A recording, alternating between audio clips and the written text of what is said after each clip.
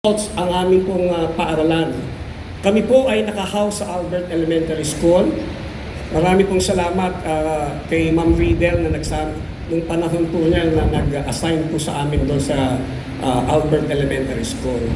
Nung sinabi ko po na ngayong Martes, magkakaroon po ng groundbreaking dito sa Magsaysay, sa harapan ko po ay halos 1,000 kamagulang nakukuha po ng card. Alam ko ninyo, they were so excited. How they wish they can come over to witness the groundbreaking today. Pero ang sabi ko, babalitaan ko na lang po kayo. Naroon ang mga matataas na tao, nasasaksi ng groundbreaking na ito ng ating Ramon Magsaysay. So gayon pa palakpakan sila sapagkat narinig nila ang groundbreaking ng ating paaralan. It was so loud that I had to stop them. They were so excited, they like it very much. In fact, they want to witness it. At nung sinabi kong nakakasama ko ang ating butihing Mayor Isko Moreno doon sa groundbreaking, mas lalong lumakas yung palakpak. Nakapagseselos po tuloy. Sa akin, medyo yun lang ang palakpak. Pagdating kay Mayor, halos doble at triple ang palakpak. Gusto ko pong isipin na ito pong palakpak na ito ay pagkilala, pagpapahalaga at respeto sa butihing mayor doon sa kaya niyang gawin para po sa aming kabataan sa Ramon Magsaysay. Ito po ay matagal ng pinangarap, matagal ng pinanalangin, and I would like to say this is the answered prayer this time. At ibinulong sa akin ni Mayor kanina, sabi niya, Mr. Principal, just give me, sir, sabi niyo 6 months ba? 1 year. Naku, nabingi ako. 1 year. At ang sabi ko sa kanya, sir, am I ready to have it whispered and cascade to our school so that parents who would be waiting for it would know it. So 1 year pala, sir, 1 year. Pag-uwi ko doon sa bahay namin sa Albert, ipagmamayabang ko na yan.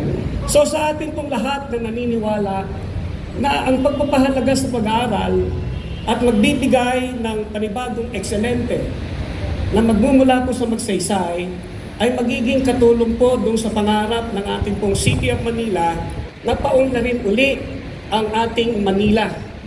Tutulong po ang Magsaysay sa pagpapatupad po. And after all, the creed of the school would say the upholding the culture of excellence in our school, Ramon Magsaysay, and in community. Pinaikli po namin yan sa Magsaysay. Pag sinabi kong Magsaysay, mahusay, kayo pong lahat ay welcome po dito sa Ramon Magsaysay sapagkat sa atin po ito, sa atin pong naniniwala na ang culture of excellence ay matuloy na maitataas po natin. Patubayan naman po tayo ng pong may kapal. Magandang umaga po sa inyo lahat. Maraming salamat po, our principal, Mr. Robert P. Velasquez. Muli po palakpakan po natin si Sir. Sa pagkakataon pong ito, upang ibigay naman po ang kanyang inspirational messages, ibibigay ko po sa inyo our Manila Schools Division Superintendent, Dr. Cheryl T. Gayola.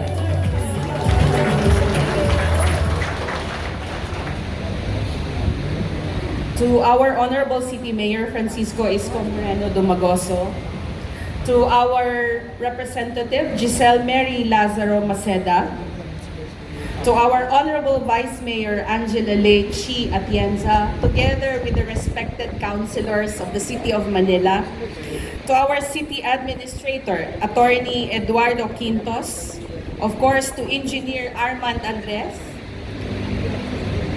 to our Assistant Regional Director of the DepEd National Capital Region and the former Schools Division Superintendent of SDO Manila, ARD Rita Riedel, to the new first appearance po ng ating bagong Assistant Schools Division Superintendent, Mr. Charlie Fababaer, to the Principal of Ramon Magsaysay High School na medyo humina ang pandinig.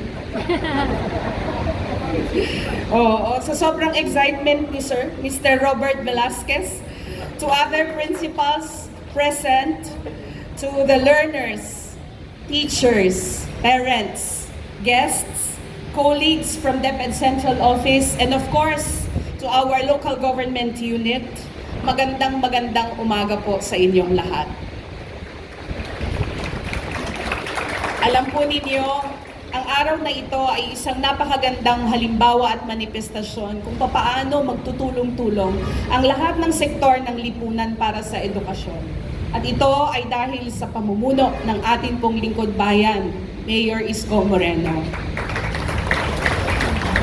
I remember when I first set foot at Dr. Albert Elementary School. Nung una kong tungtong doon, my reaction was, and it was the same reaction as anybody who would see Dr. Albert for the first time, para kang nasa private school.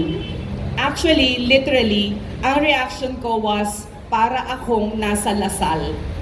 And I was also very surprised and amazed when I learned that hindi nag-iisa ang Albert na public na mukhang private school. Parang yun ang tawag ko, public na mukhang private school. Mapapasana all ka na lang para sa lahat ng mga mag-aaral ng Maynila. Alam nyo, napakaswerte ng mga mag-aaral ng Maynila, sila ay giniginaw sa gitna ng tag-araw. Di ba, nakakaparang sana all tayong lahat.